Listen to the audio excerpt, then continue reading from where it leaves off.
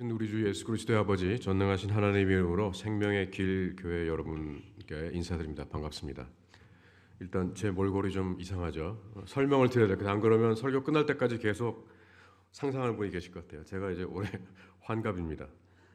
그러다 보니까 이제 뭐 여기저기 조금씩 뭐 문제가 생기는데 이번에 들어왔더니 이제 머리 밑에 뭐가 나서 피부과를 갔더니 선생님이 그거는 제거를 해야 된다 그래서 제거하고 지금 레이저로 지지고 이러고 있습니다. 그래서 큰일 아니고 누구랑 싸운 거 아니니까 머릿속으로 소설 쓰지 마시기 바랍니다. 우리 뭐 황재현 목사님하고 저하고는 중학교 동창으로 처음 만났고 저희 반 반장이었어요. 그리고 나서 이제 그 이후에 소식이 끊겼는데 이제 대학에 가서 관악산에서 또 우연히 만났습니다.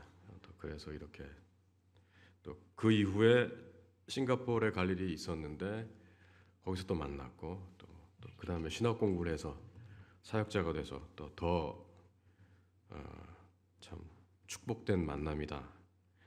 그렇게 됐는데 또 여기까지 이렇게 그 만남이 이어졌습니다. 하나님의 뜻이 있으리라고 믿습니다. 지금 여러분이 가장 힘들어하고 어려워하는 고민거리가 뭔지 저한테 말씀하실 필요 없고 머릿속으로 한번 생각을 해보시기 바랍니다. 지금 내게 가장 힘들고 어려운 고민, 누구한테도 말 못하고 오직 하나님께만 간절히 아뢰는 고민이 뭐가 있는지 한번 생각을 해보시기 바랍니다. 생각하셨죠? 오늘 본문으로 선택한 요한복음 17장은 여러분이 아시는 것처럼 예수님의 대제사장적 기도라고 알려져 있습니다. 주님은 이제 십자가에서 마지막 구속 사역을 이룰 때가 온 것을 아시고 제자들을 위해서 마지막 기도를 아버지 하나님께 올려드립니다. 이 기도는 우리 예수의 사람들이 이 세상에서 제자로 살아가는 것이 어떤 것인지를 잘 알려줍니다. 특별히 오늘 본문은 우리 그리스도인들의 정체성에 대해서 많은 것을 알려줍니다. 6절에 보니까 세상 중에서 내게 주신 사람들이라고 그랬습니다. 이 영어 표현이 조금 더 의미가 확실해지는데요. Out of the world. 하나님께서 여러분을 주님께 주셨는데 여러분을 세상으로부터 끌어내서 주님께 주셨단 말씀입니다. 11절에 보면 그들은 세상에 있습니다. 세상 안에 살고 있지만 14절 16절에 보면 내가 세상에 속하지 않은 것처럼 그들도 세상에 속하지 아니하였습니다. 그리고 18절에 아버지께서 나를 세상에 보내주셨듯이 나도 그들을 세상에 보낸다고 말씀하셨습니다. 이 말씀을 종합해 보면 우리의 정체성을 이렇게 요약할 수 있습니다. 우리는 한때 세상에 속했던 사람들입니다. 그런데 하나님께서는 우리를 세상으로부터 세상 밖으로 불러주셔서 예수님의 제자로 만들어 주셨습니다. 그러니 이제는 세상 속에 아직도 살고 있지만 세상에 속한 사람들이 아닙니다. 우리는 죄로 죽어가는 세상에 하나님 나라를 이루기 위해 이제 주님으로부터 세상 속으로 보냄을 받은 사람들입니다.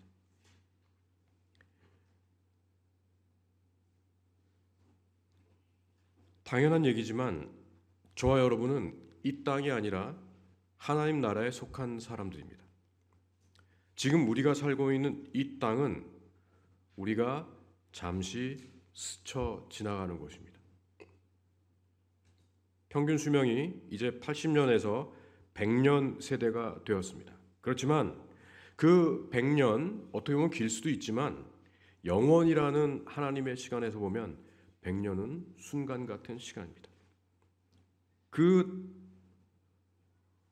100년의 삶, 80년의 삶 혹은 70년의 삶을 마치면 우리에게는 돌아갈 본향이 있습니다. 창세기에서 시작한 하나님의 구속의 역사는 계시록에 기록된 새 예루살렘에서 완성이 됩니다. 성경은 우리에게 광야 같은 세상을 지나 새 예루살렘을 향해 가는 나그네라고 말하고 있습니다. 그래서 저는 우리의 정체성을 경계인, 세상에 살지만 세상에 속하지 않은 경계인이라고 규정하고 싶습니다. 예루살렘이 함락된 이후 느부갓네살 왕은 왕족과 귀족들 그리고 엘리트 계급을 바벨론의 포로로 끌어갔습니다.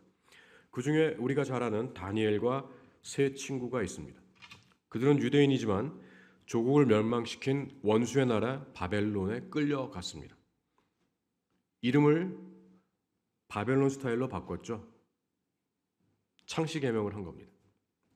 헤어스타일도 바꿨고 심지어 복식도 그 나라 스타일로 바꿨습니다. 대부분의 학자들에 의하면 그들은 아마도 왕이 있는 궁중에서 일하기 위해서 내시로 만들었을 가능성이 많다고 얘기합니다. 그렇다면 그들이 어떤 대가를 치루었을지 짐작이 되실 겁니다.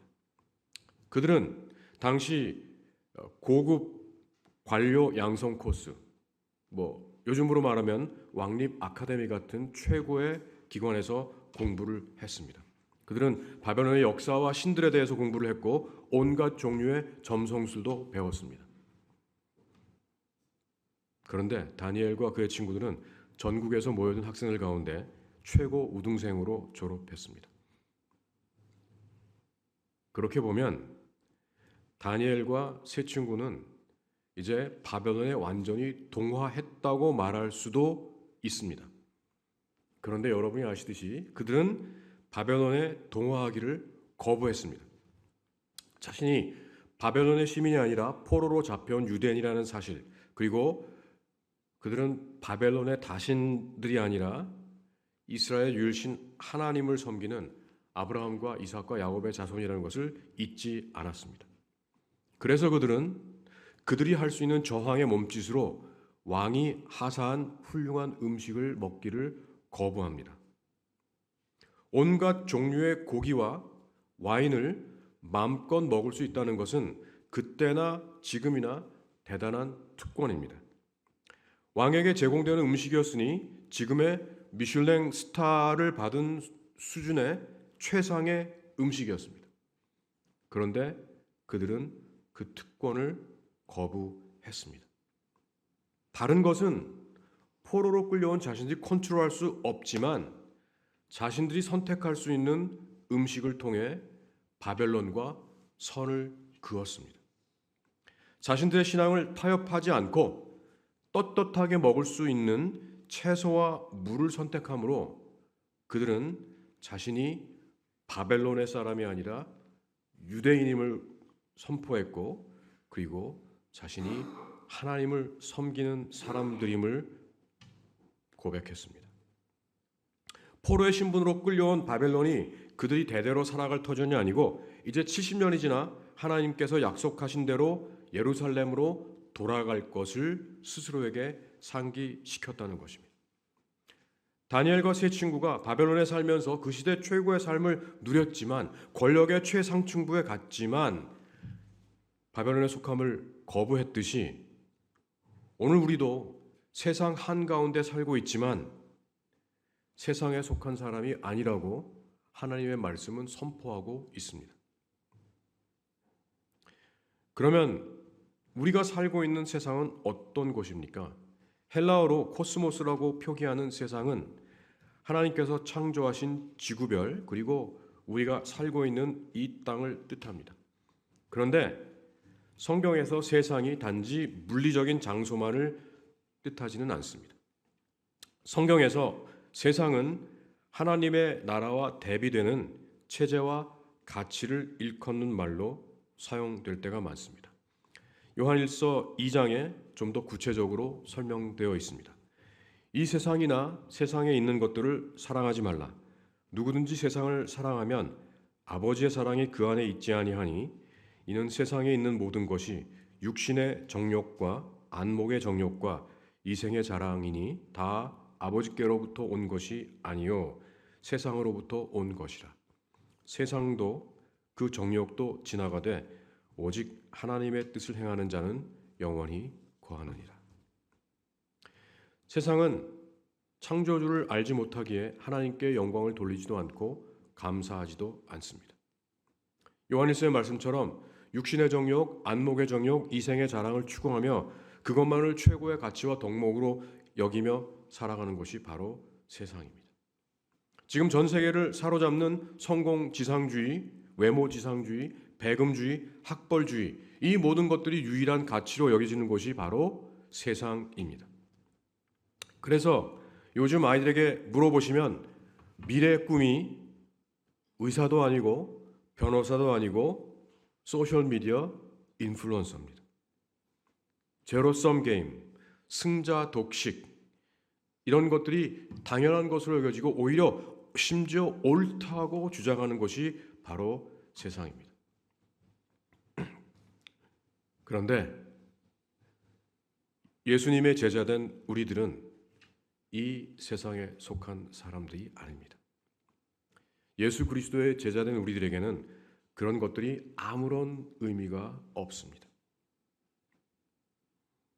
사도 바울은 세상 사람들이 모두 추구하는 그런 가치들을 단 한마디로 요약했습니다. 혹시 아는 분 계시나요? 크게. 네, 배설물. 이게 좀 이렇게 점잖게 하느라고 배설물이라고 그랬지 사실은 똥입니다. 빌립보서 3장 4절에서 9절에 사도 바울은 이렇게 말씀합니다. 그러나 나도 육체를 신뢰할 만하며 만일 누구든지 다른 이가 육체를 신뢰할 것이 있는 줄로 생각하면 나는 더욱 그러하리니 나는 8일 만에 할례를 받고 이스라엘 족속이요 베냐민 지파요 히브리인 중에 히브리인이요 율법으로는 바리새인이요 열심으로는 교회를 박해하고 율법의 의로는 흠이 없는 자로다. 그러나 무엇이든지 내게 유익하던 것을 내가 그리스도를 위하여 다 해로 여길 뿐더러 또한 모든 것을 해로 여김은 내 주 예수 그리스도를 아는 지식이 가장 고상하기 때문이다. 내가 그를 위하여 모든 것을 잃어버리고 배설물로 여김은 그리스도를 얻고 그 안에서 발견되려 함이니. 사도 바울이 육체라고 일컫는 것이 바로 세상으로부터 온 것들입니다. 오늘 우리가 사용하는 표현을 쓰자면 지금 사도 바울이 스펙을 자랑하는 겁니다. 당시 유대인의 기준으로 볼 때 바울 정도의 스펙이면 최고의 스펙입니다. 사도행전을 보면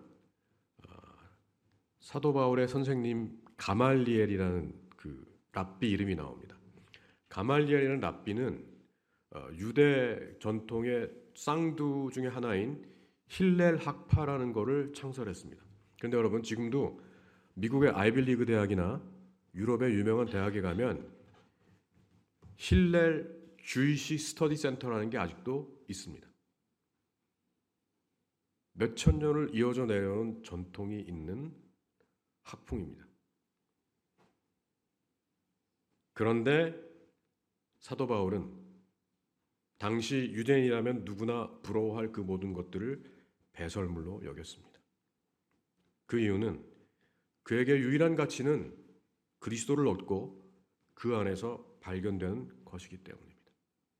그때까지 남들과 똑같이 스펙 쌓는 경쟁을 하고 더 높은 곳으로 나아가고 애쓰고 그리고 인정을 받기 위해 다메섹까지 그리스도인들을 체포하러 갔다가 다메섹 도상에서 그가 핍박하던 예수 그리스도를 만났을 때 그의 눈이 띄었고 그래서 그가 지금까지 추구하던 것이 얼마나 덧없는 것임을 깨달았기에 사도 바울은 그런 고백을 할 수 있었습니다.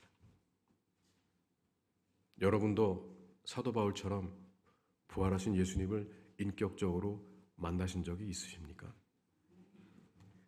그렇다면 여러분들도 세상의 모든 것을 배설물로 여기셔야 합니다. 하나님의 말씀은 반복해서 우리는 세상의 길과 반대의 길을 택한 사람이라고 말하고 있습니다. 우리는 구원받은 자들에게나 망하는 자들에게나 하나님 앞에서 그리스도의 향기니 이 사람에게는 사망으로부터 사망에 이르는 냄새요, 저 사람에게는 생명으로부터 생명에 이르는 냄새라. 그런데 문제는 세상의 가치들이 이미 교회 안으로 깊숙이 들어와 있다는 사실입니다. 세상에 속하지 말아야 할 성도들이 세상의 가치를 하나님의 축복이라는 거짓 논리로 뻔뻔하게 교회 안으로 가지고 들어왔습니다. 대부분의 청년부에서는 어느 대학에 다니는지 혹은 졸업을 했을 경우 어떤 직장에 다니는지가 하나님의 축복을 재는 중요한 잣대가 되어 버렸습니다.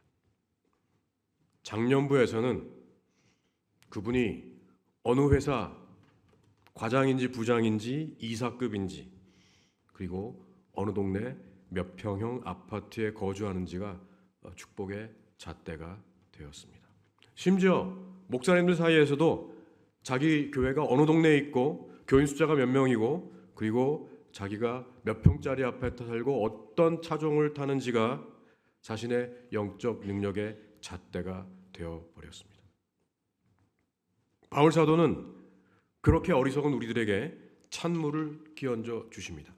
그러나 하나님께서 세상에 미련한 것들을 택하사 지혜 있는 자들을 부끄럽게 하려 하시고 세상에 약한 것들을 택하사 강한 것들을 부끄럽게 하려 하시며 하나님께서 세상에 천한 것들과 멸시받는 것들과 없는 것들을 택하사 있는 것들을 폐하려 하시나니 이는 아무 육체도 하나님 앞에서 자랑하지 못하게 하려 하심이라. 바울 사도는 하나님께서 세상으로부터 선택하신 우리가 세상에서 미련하고 약하고 천하고 멸시받는 존재라고 말씀하십니다. 여러분 그렇게 생각하십니까? 좀 억울하지 않은가요?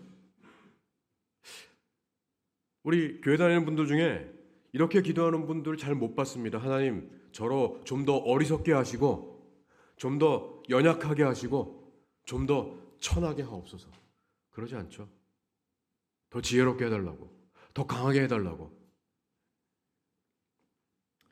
여기서 미련하고 약하고 천하고 멸시받는다는 의미는 하나님의 사람들이 이제 깨달았기에 이 세상의 게임에 참여하기를 거부한다는 뜻입니다. 세상 사람들은 오징어 게임 같은 데 참여해서 최후의 승자가 되려고 애를 씁니다. 그래서 그 게임에 들어가겠다고 줄을 서고 밀치고 내가 이기겠다고 정말 아수라장 같은 삶을 사는데 하나님의 사람은 그 오징어 게임이 얼마나 헛된지를 알기에 길게 늘어선 사람들을 보며 부러워하지 않고 참여하기를 거부한다는 뜻입니다. 아니, 야, 남들 다 하는데 나는 괜찮아. 야, 왜 한몫 잡아야지? 나 그거 안 잡아도 잘 살 수 있어. 야, 너는 왜 그렇게 혼자 튀니? 같이 하자. 나는 안 해도 괜찮아. 나는 더 좋은 게 있어. 라고 말하는 것. 그래서 세상이 아유 저 바보. 쟤 똑똑한 줄 알았더니 애가 영 머리가 안 돌아가네. 너도 한몫 잡아야지 라고 할 때 아니라고 할 수 있는 것. 높은 곳에 올라가 세상을 내려다보며 섬김을 받고 특권을 누리는 그런 게임에 참여하는 대신 주님의 발자취를 따라 낮은 곳으로 내려간다는 의미죠. 당연히 누려야 할 권리도 마땅히 누릴 것으로 여기지 않는 것. 그런 주님의 길이 세상의 눈으로 볼 때는 당연히 미련하고 약하고 천할 수밖에 없습니다. 바울 사도가 계속해서 얘기하죠. 그들이 히브리냐? 나도 그러하며 그들이 이스라엘이냐? 나로 그러하며 그들이 아브라함의 후손이냐? 나도 그러하며 그들이 그리스도의 일꾼이냐? 정신없는 말을 하거니와 나는 더욱 그러하도다. 내가 수고를 넘치도록 하고 옥에 갇히기도 더 많이 하고 매도 수없이 맞고 여러 번 죽을 뻔하였으니 유대인들에게 40에서 하나 감한매를 5번 맞았으며 3번 태장으로 맞고 1번 돌로 맞고 3번 파손하고 일주야를 깊은 바다에서 지냈으며 여러 번 여행하면서 강의 위험과 강도의 위험과 동족의 위험과 이방인의 위험과 신의 위험과 광야의 위험과 바다의 위험과 거짓 형제 중의 위험을 당하고 또 수고하며 애쓰고 여러 번 자지 못하고 줄이며 목마르고 여러 번 굶고 춥고 헐벗었노라. 이 외의 일은 고사하고 아직도 날마다 내 속에 눌리는 일이 있으니 곧 모든 교회를 위하여 염려하는 것이라. 누가 약하면 내가 약하지 아니하며 누가 실족하게 되면 내가 애타지 아니하더냐. 내가 부득불 자랑할진대 내가 약한 것을 자랑하리라. 사도 바울이 얘기합니다. 다른 전도자들이 지들이 나보다 훌륭하다고 떠들고 다니는데 복음 전도를 그 성과를 얘기하자면 나만큼 수고한 사람이 없다고 자신 있게 얘기할 수 있지만, 그리고 실제로 이런 기록들이 있지만 나는 그런 걸 자랑하지 않겠노라고.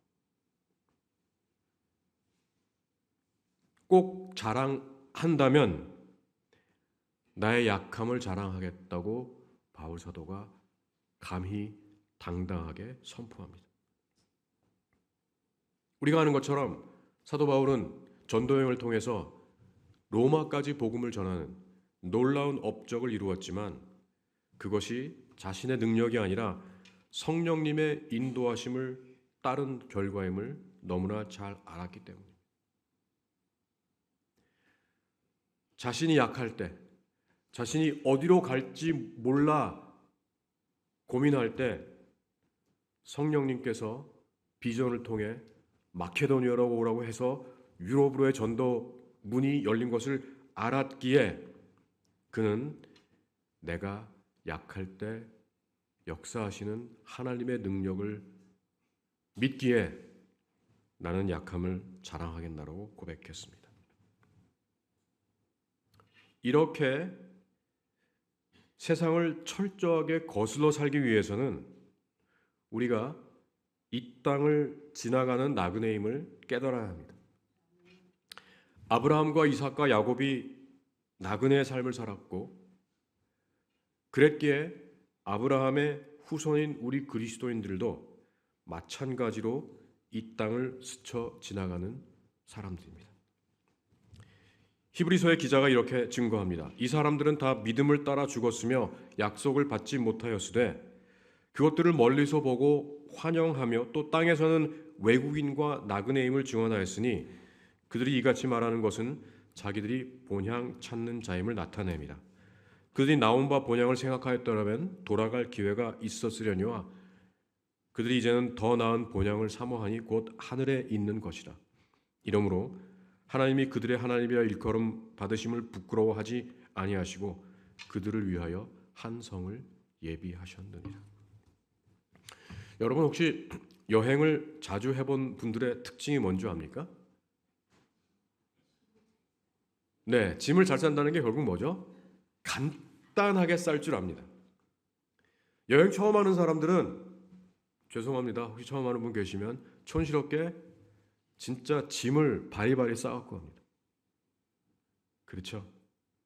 근데 여행 많이 해본 사람은 간단하게 그냥 캐리어 하나, 인플라이트 캐리어 하나 조그만 거에다가 가벼운 백팩 하나 메고 갑니다. 당연하죠. 여행을 해보면 짐 많이 끌고 다니는 게 얼마나 고생하는 길인지를 알기 때문입니다. 나그네의 삶도 마찬가지입니다. 우리가 본향을 향하는 나그네라는 걸 깨달은다면 이 땅에서 무엇을 소유하는지가 그렇게 중요하지 않습니다. 이 땅에서 남들이 다 하는 게임에 참여하려면 죽는 날까지 아둥바둥 살아야 하지만 그 게임에 들어가지 않으면 그렇게 살지 않아도 된다는 걸 깨닫게 됩니다. 강남에 살던 강북에 살던 역세권에 살던 아니던 몇 평짜리 아파트에 살던 10대 대기업을 다니던 남들이 이름을 들어도 알지 못하는 중소기업에 다니건, 외제차를 타건, 국산차를 타건, 중고차를 타건, 1500cc를 타건, 3000cc를 타건 중요하지 않습니다. 명품 하나 걸치지 않아도 내 품위에 아무런 손상이 오지 않습니다. 세상의 기준으로 보면 저는 어쩌면 실패한 사람입니다. 서울대를 졸업하고 미국의 나름 유명한 웨스트민스터 신학교에서 공부를 했다면 지금쯤 미국이나 한국에 있는 중형교회 정도는 목회를 해야 합니다. 그런데 아시는 것처럼 저는 2003년부터 필라델피아에 있는 흑인 빈민가에서 동네 목사로 살고 있습니다. 처음 10몇 년 동안은 저희 집이 아닌 새방에 방 하나 세들어 살았습니다. 일정한 수입도 없이 살다가 그래도 일정한 생활비를 받게 된 게 채 10년도 되지 않습니다. 그런데 아무도 그런 저를 실패자로 취급하지 않습니다. 그리스도인들도 예수를 모르는 사람들도 제가 세상과 다른 가치를 따라 사는 것을 알기 때문입니다. 여러분은 지금까지 어떤 가치를 추구하며 살아오셨습니까? 지금 여러분이 애써 이루려고 하는 것이 무엇입니까? 제가 처음에 여러분 요즘에 가장 고민하는 이슈가 뭔지 생각해 보라고 말씀드렸습니다. 다시 한번 떠올려 보십시오. 그 이슈가 뭔지를 가만히 생각해 보면 지금 여러분이 중요하게 여기는 가치가 무엇인지를 알 수 있습니다. 그 가치가 하나님 나라를 위한 가치였던가요? 아니면 세상의 가치였던가요? 아마 오늘 여러분 집에 가셔서 하나님 앞에 조용히 그것을 내어드리고 기도해야 할지도 모릅니다.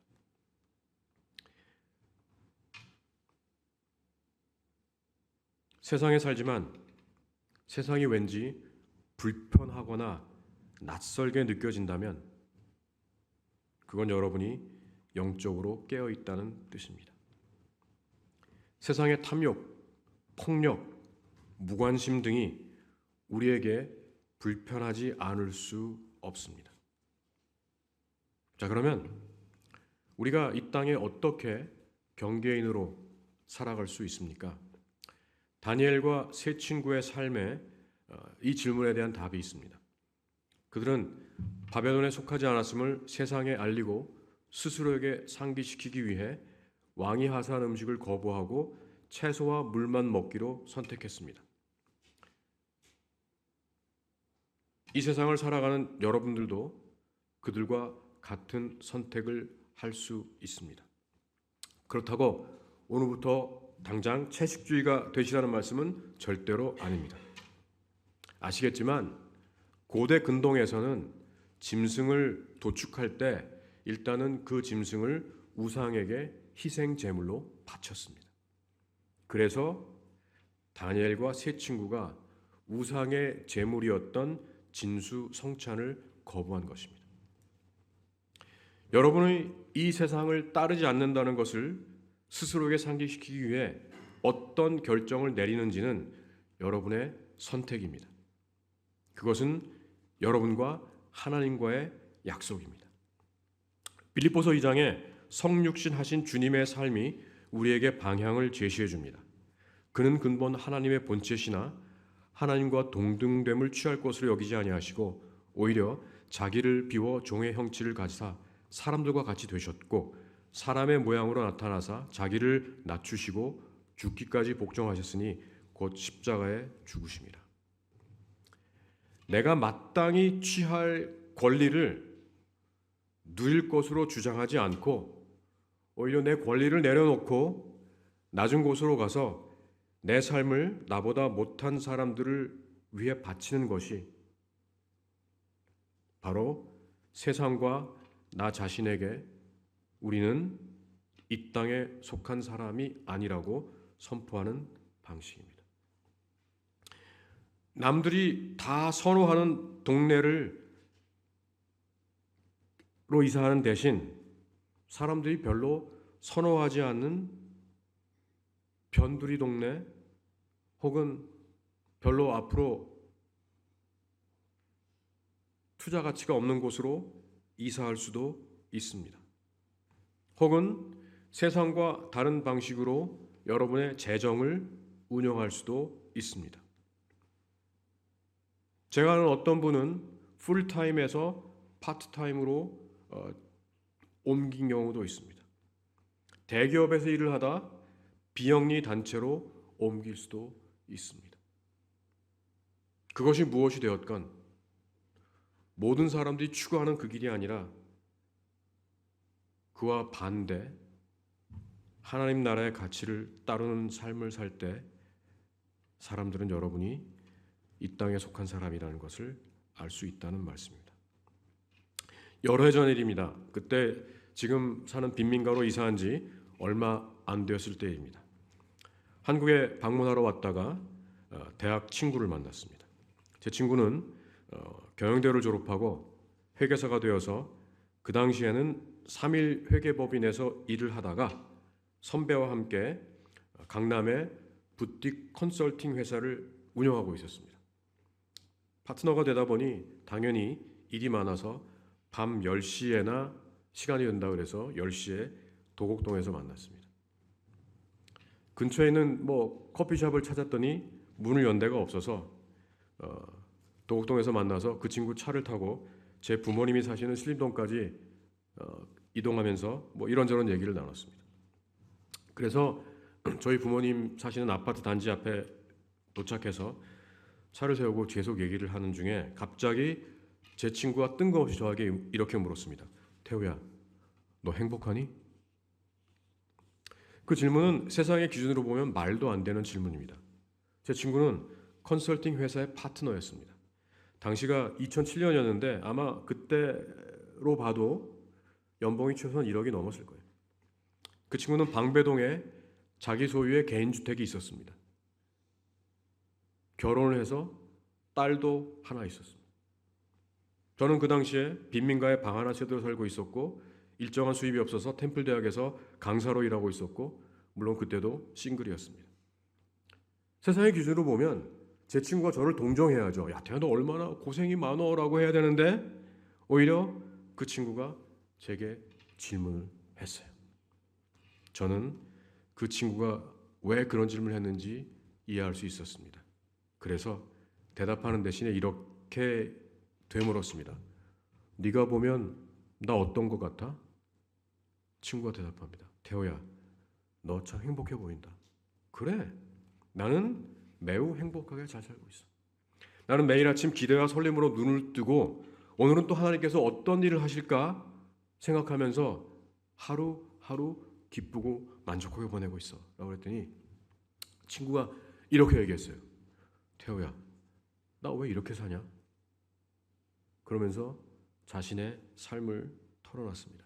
그때 이 친구의 딸이 5살이었어요. 정말 예쁠 때 아닙니까? 그런데 이 친구는 일을 하느라고 딸이 아직 잠들어 있는 새벽 6시에 출근을 해요. 그리고 밤 10시까지 일하고 집에 거의 12시가 돼서 들어오면 딸은 자고 있어요. 이 예쁠 5살의 딸과 같이 놀아주지 못하는 게 이 친구한테 너무 힘들었어요.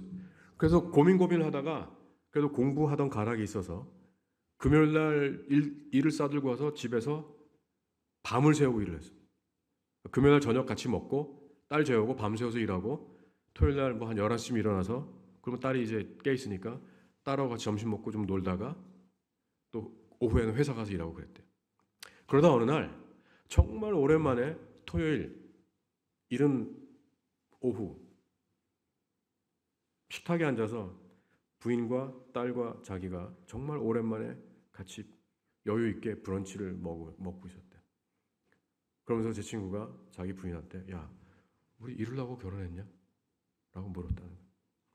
그러면서 태호야, 난 네가 참 부럽다.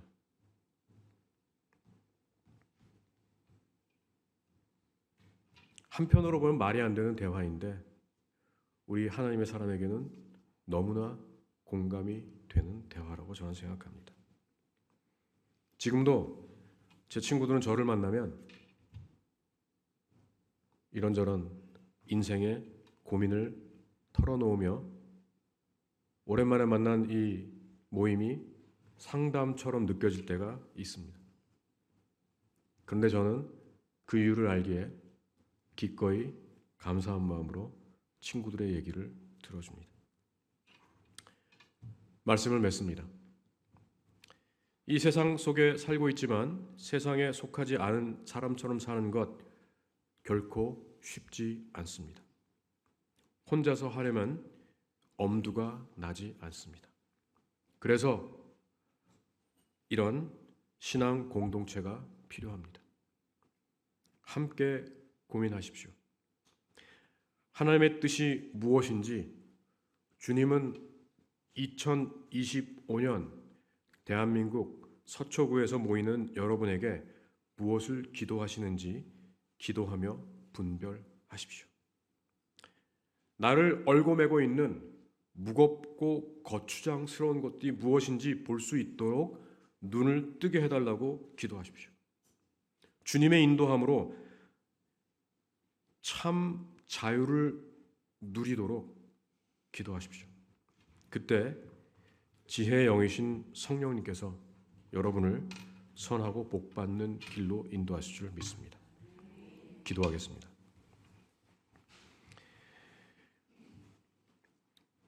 주님, 저희를 자녀로 불려주셔서 저희를 하나님의 것으로 인쳐주셨는데 저희가 아직도 우리의 정체성을 온전히 깨닫지 못해서 세상 안에서 방황하며 살았음을 고백합니다. 주님, 이제 왕같은 제사장으로 세워주신 저희 자신을 주님의 눈으로 바라보게 도와주시고 이제 세상을 향하여 나는 이 세상에 속한 자가 아니라 하나님 나라에 속한 자라고 담대히 외치며 세상을 따르지 않고 하나님 나라를 따라 살기로 결심하게 하옵소서. 쉽지 않습니다. 그러나 아브라함과 이삭과 야곱, 다니엘과 세 친구, 이 땅에 겸손한 종의 몸으로 오신 주님, 그리고 사도 바울, 또 우리 앞에 있는 많은 신앙의 선배들을 기억하며 우리가 연약함을 고백하게 도와주시고 내가 약할 때 내 안에 역사하시는 하나님의 놀라운 능력, 예수 그리스도의 부활의 생명이 우리 안에 역사하도록 주님, 이 신앙 공동체 생명의 길 교회 성도 여러분들을 세워주시고 축복하여 주옵소서. 예수님의 이름으로 간절히 기도합니다. 아멘. 목사님 주신 말씀 감사합니다. 성도로 하나님의 자녀로 주의 백성으로 이 땅 어떻게 살아가야 하는지 그 근본적 가르침을 주심에 감사합니다. 이제 다 함께 일어나셔서 주님 앞에 봉헌하시겠습니다.